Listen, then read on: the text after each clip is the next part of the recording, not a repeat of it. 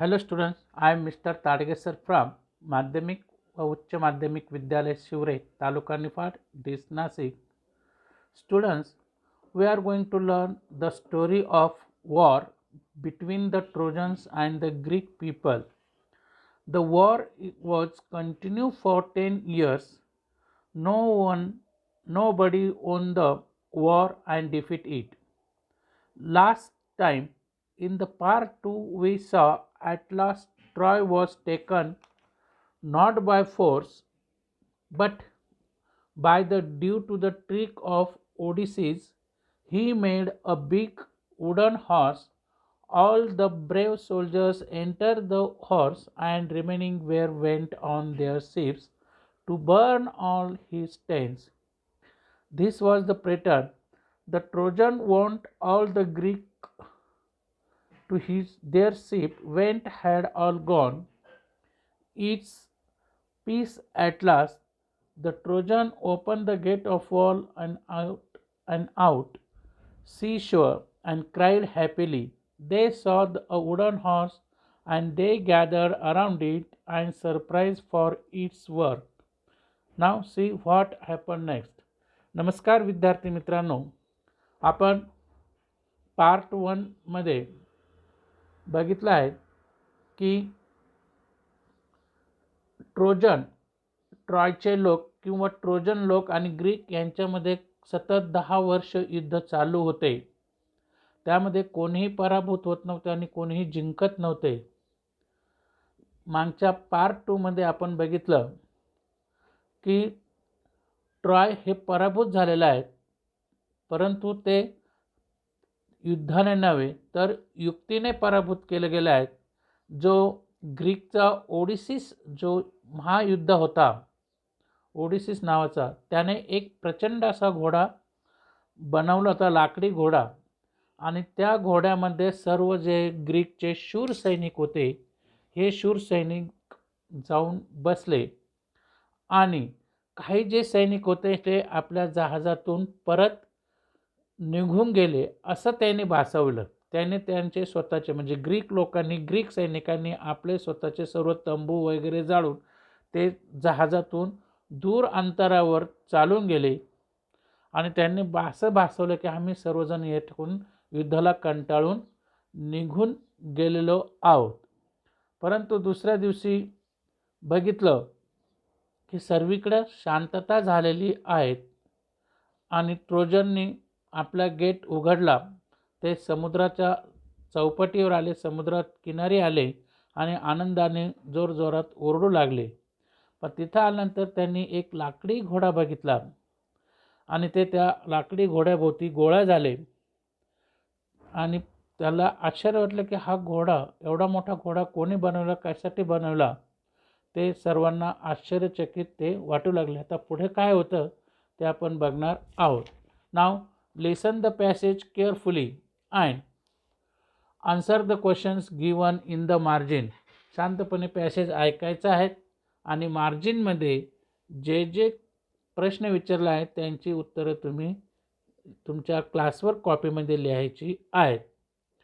As they were wondering how the horse had been built and why it had been left behind, they found a Greek with his hands tied together lying under it.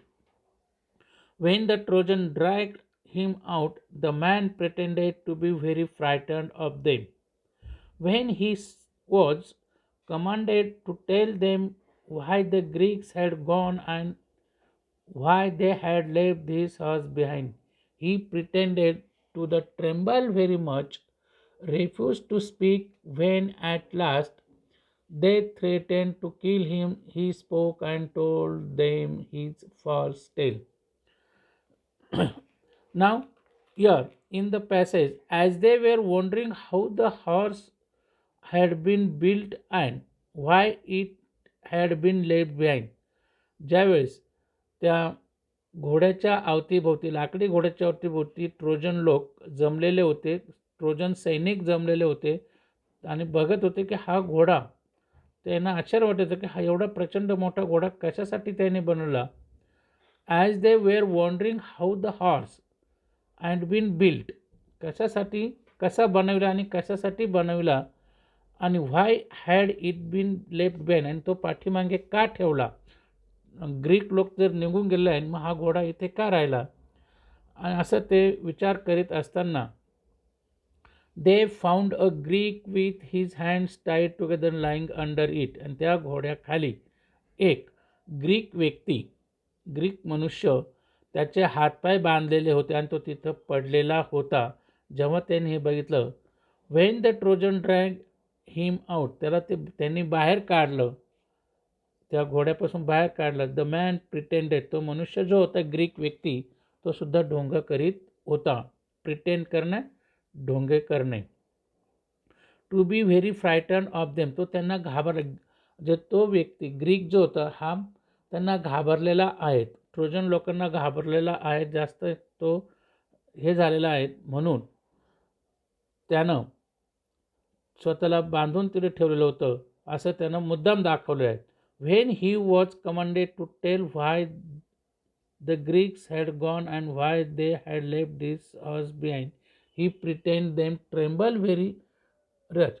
तो ज्यावेळेस Trojan लोकांनी विचारलं की हा घोडा इथं का ठेवला, का राहिलेला आहे, का बांधला गेला आहे, हे तेव्हा ज्याला विचारलं, he was commanded to tell them the Greeks had gone, त्यानं सांगितलं की संपूर्ण ग्रीक लोक या ठिकाणून निघून गेलेले आहेत. They had left this horse behind, हा घोडा इथं ठेवलेला आहे, हे मुद्दाम सांगितलं आहे. To tremble very much, refuse to spoke, त्यांना तो बाकीचं सांगण्यासाठी तयार नव्हता. When at last they threaten to kill him, तो त्यांना मुद्दामून काहीच सांगायच्या तयारीत नव्हता, परंतु या ट्रोजन लोकांनी त्याला ठार मारण्याची धमकी दिली, मारून टाकण्याची धमकी दिली. त्यावेळेस त्यानं एक खोटी कथा सांगितली, खोटी गोष्ट त्याची सांगितली. ती गोष्ट काय होती आपण बघू. Then the Greeks are tired, the Greeks are tired of the long war, have sailed away in their ships, he said, but they are afraid of long voyages home too, and so they have made this horse and left it as an offering to the god of the sea. They wanted also to kill me and offer me as a sacrifice to the sea god, but I escaped and hid from them. The Greek are tired of long war, जे ग्रीक होते ते या मोठ्या युद्धाला थकून गेले होते. The Greeks are tired of the long war, हे जे युद्ध चालू होते 10 वर्ष, याला ते पूर्ण कंटाळले होते, थकलेले होते. I have sailed in their ships, आणि त्यांच्या जहाजातून ते निघून गेले. But they are afraid of the long voyages home too, परंतु त्यांच्या घरी जाण्यासाठी तो समुद्रातून लांबचा प्रवास होता. व्हॉयज मीन्स प्रवास, अफ्रेड ऑफ म्हणजे घाबरणे, ते त्यांच्या लांबच्या प्रवासाला घाबरत होते. And so they have made this horse, म्हणून त्यांनी हा मोठा प्रचंड घोडा बनविला. And left at is offering to the God of the sea, आणि समुद्र देवतेला दान देण्यासाठी त्यानं तो घोडा बनवला. They wanted also to kill me, ते मला सुद्धा मारून टाकत होते. And offer me to sacrifice to the sea god, आणि माझा सुद्धा ते बळी देणार होते. सॅक्रिफाईस, बळी देणे, त्याग करणे, समुद्र देवतेला माझा बळी देणार होते. बट आय एस्केप, परंतु मी माझी सुटका करून घेतली. अँड हिड फ्रॉम देम, आणि त्यांच्यापासून या घोड्याखाली मी लपून राहिलो. हिड म्हणजे लपून राहणे. म्हणजे त्यांनी हा घोडा कशासाठी बनवला की ते ह्या युद्धाला कंटाळले होते. ग्रीक लोक जे होते ते युद्धाला कंटाळले होते, आणि त्याने ते समुद्रातून जाण्यासाठी, लांबचा प्रवास असल्यामुळे त्यांच्या मायदेशी परत जाण्यासाठी, घरी जाण्यासाठी समुद्रातून लांबचा प्रवास असल्यामुळे समुद्र देवतेला दान करण्यासाठी त्यांनी तो घोडा बनवला, आणि माझासुद्धा ते बळी देणार होते, अशा त्या ग्रीक व्यक्तीने मुद्दामहून ही गोष्ट रचून सांगितली. But why did the Greeks make a such huge horse, मग हा घोडा कशासाठी बनवला? हा प्रचंड, ह्यूज म्हणजे प्रचंड, हा प्रचंड घोडा त्यांनी कशासाठी बनवला? सम ऑफ द ट्रोजन आस्क, काही ट्रोजन लोकांनी विचारलं. अँड द कनिंग ग्रीक मेड धिस रिप्लाय, आणि त्या जो धूर्त लबाड जो ग्रीक माणूस तिथं लपून ठेवलेला होता त्यानं परत उत्तर दिलं, if they had made a smaller offering you might have taken in to your city.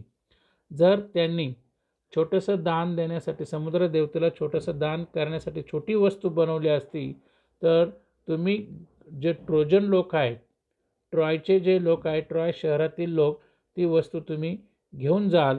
म्हणून त्यांनी हा प्रचंड घोडा बनवला. म्हणजे छोटी वस्तू असते, छोटी जर बनवला असता तर तो तुम्ही सहज ओढून नेला असता. Than the luck would have gone the trojans, आणि त्यांचं जे नशीब होतं, दैव होतं, हे ट्रोजनच्या बाजूने होऊन जाईल. म्हणून त्यांनी प्रचंड ही घोडा बनवला. नॉट टू द ग्रीक्स, म्हणजे ग्रीकच्या बाजूने त्यांचं दैव होणार नाही, तर ज्याच्या ताब्यात हा घोडा असेल तो नशीबवान घोडा आहे, ज्यांच्याकडे असेल त्यांचं नशीब बलवत्तर राहील, असं त्यातून सुचवायचं आहे. दॅट इज वाय, म्हणून they made it to be to go inside in your gate, म्हणजे तुमच्या दरवाजातून आतमधून काही जाऊ शकणार नाहीत, दरवाजाच्या आतून काही जाऊ शकणार नाहीत. It is too big, it is so big that it is could not go inside in your. So दॅटची रचना आहे, टूची रचना आहे. म्हणजे दरवाजाच्या आतून तुम्ही ओढून नेऊन जाऊ शकणार नाही, म्हणून तो घोडा मोठा बनविण्यात आलेला आहे. The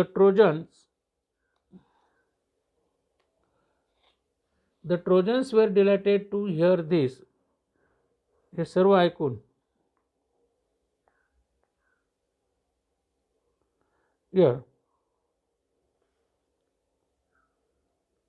then the Trojans were delighted to hear this. The Greeks have gone that said, and the walls are no longer necessary. Let us make a hole in the wall and drag the house in. The Trojans were delighted to hear this.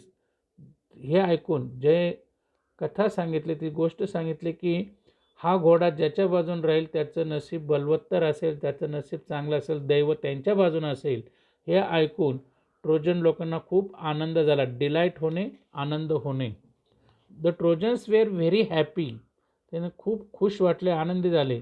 The Greeks have gone, की ग्रीक लोक इथून निघून गेले. And they said, and all the wars are no longer necessary, आता या प्रचंड भिंतीची काही गरज नाही. Let's make a hole in the wall and drag the horse in. चला आता आपण या भिंतीला एक मोठं छिद्र पाडूया, होल करूया, म्हणजे थोडक्यात भिंत पाडून टाकू, आणि हा जो घोडा आहे, प्रचंड लाकडी घोडा, हा आतमध्ये आपण खेचून नेऊ, ओढून नेऊ. ड्रॅग म्हणजे खेचणे किंवा ओढणे. The wise priest warned them not to do so. It may be a trick that will ruin us. He said, you will bring disasters on the city if you break down the walls. But they were so excited that they paid no attention to his words.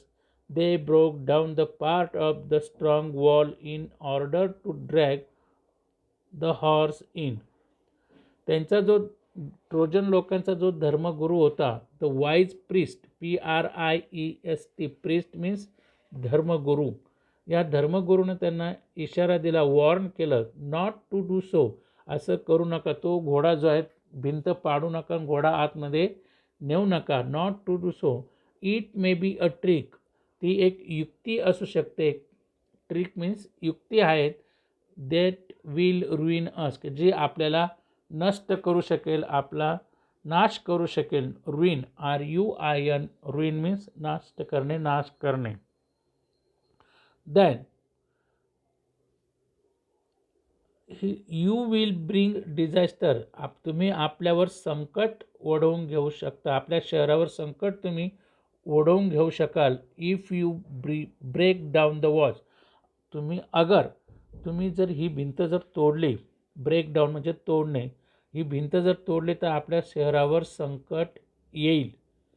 Disasters संकट, but आपत्ती आपण म्हणतो त्याला, संकट येऊ शकेल तुम्ही जर ही दीवार तोडली, भिंत जर तोडली. But they were so excited that they paid no attention to his words. परंतु त्यांनी त्यांच्याकडे लक्ष दिलं नाही. But they were so excited that they paid no attention to his words. They broke down the parts of their strong walls in order to drag the horse in. Then, परंतु ते इतके उत्साही झाले होते, इतके आनंदित झाले होते की ते ही paid not attention his word, त्यांनी यांच्याकडे लक्ष दिलं नाही, धर्मगुरूकडे लक्ष दिलं नाही. They broke down the parts of their strong wall in order drag horse. त्यांनी त्यांची भिंत पाडली आणि तो घोडा आतमध्ये ओढून नेला. दे broke down the part of their strong wall. त्यांनी एक भाग भिंतीचा पाडला आणि घोडा आतमध्ये ओढून नेला. All that day the Trojan fisted. त्या सर्व दिवसभर त्यांनी गोडधडचं जेवण केलं, फिस्ट केली, मेजवानी केली, गोडधोड जेवले, दारू पिले, ड्रँक अँड सेलिब्रेट. पूर्ण दिवस आनंदात त्यांनी साजरा केला, दारू पिले वगैरे सर्व. आफ्टर ऑल देअर सेलिब्रेशन्स, त्यानंतर सर्व साजरा झाल्यानंतर, they went to the sleep and slept soundly. ते शांतपणे रात्री झोपले. But they do of rejoicing was soon followed by night of terror to death. परंतु त्यानंतर त्यांना त्या गाढ झोपी गेले. समारंभानंतर अर्थातच ते झोपायला गेले, गाढ झोपले. परंतु आनंदाच्या दिवसापाठोपाठ भय आणि मृत्यूची रात्रच त्यांच्या आलीच. म्हणजे त्या रात्रीला मृत्यूचं तांडव घडलं. अशा प्रकारे या ठिकाणी काय अजून पुढे गोष्ट बाकी आहेत, आपण हा भाग नंतर बघूया. थँक्यू.